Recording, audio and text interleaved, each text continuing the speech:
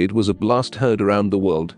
News of what happened when two ships collided in the harbor of the historic port city of Halifax, Nova Scotia, on December 6, 1917, made headlines worldwide. In times of war, accidents happened in busy seaports, and life went on. But this time, things were different. One of the vessels involved in the collision was the SS Imo, a Norwegian war relief ship. The other was SS Mont Blanc, a rusting French tramp steamer that was loaded with gunners with high explosives, almost 3,000 tons of picric acid, TNT, and gun cotton, while piled high on her deck were hundreds of barrels of high-octane benzol fuel. The Mont Blanc was a floating bomb.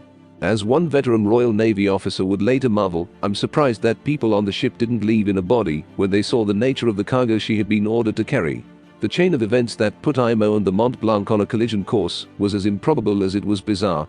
It defied logic. The weather was clear and mild. The sea was calm. Veteran harbor pilots were guiding each ship. The two captains involved were experienced mariners. The Norwegian ship SS Imo had sailed from the Netherlands en route to New York to take on relief supplies for Belgium, under the command of Haken from. The French cargo ship SS Mont Blanc arrived from New York late on 5 December, under the command of Aim le Medec. He intended to join a slow convoy gathering in Bedford Basin, readying to depart for Europe, but was too late to enter the harbor before the nets were raised.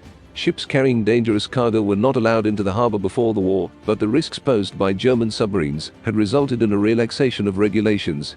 Navigating into or out of Bedford Basin required passage through a strait called the Narrows. Ships were expected to keep close to the side of the channel situated on their starboard right and pass oncoming vessels port to port, that is to keep them on their left side. Ships were restricted to a speed of 5 knots, 9.3 kilometers per hour, 5.8 miles per hour, within the harbor. Halifax explosion photographed shortly before 9 a.m. The Imo headed out of Halifax harbor and found itself on a collision course with the Mont Blanc. After exchanging warning signals, both ships had cut their engines, but their momentum carried them right on top of each other at slow speed.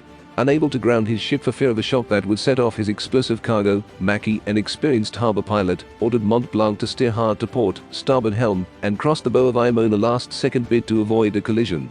The two ships were almost parallel to each other when Imo suddenly sent out 3 signal blasts, indicating the ship was reversing its engines. The combination of the cargoless ship's height in the water and the transverse thrust of her right-hand propeller caused the ship's head to swing into Mont Blanc.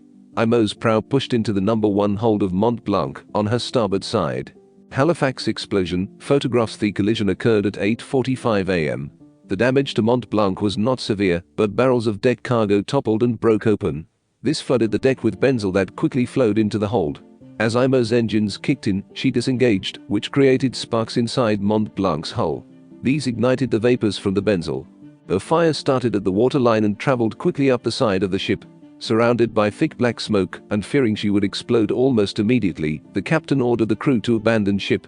A growing number of Halifax citizens gathered on the street or stood at the windows of their homes or businesses to watch the spectacular fire.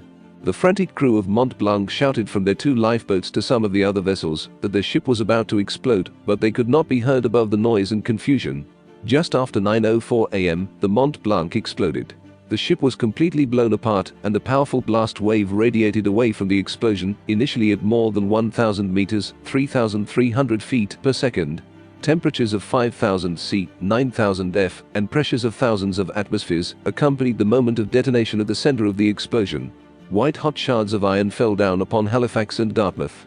Mont Blanc's forward 90mm gun landed approximately 5.6 kilometers, 3.5 mi, north of the explosion site near Almro Lake in Dartmouth, with its barrel melted away.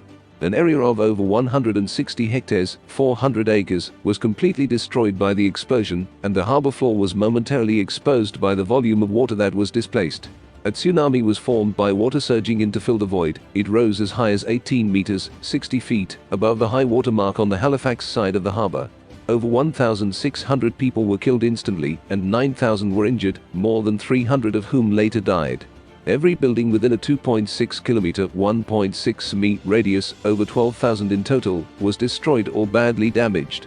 Hundreds of people who had been watching the fire from their homes were blinded when the blast wave shattered the windows in front of them. Friends, thank you for watching and offer to discuss what you see in the comments. See you soon on the channel.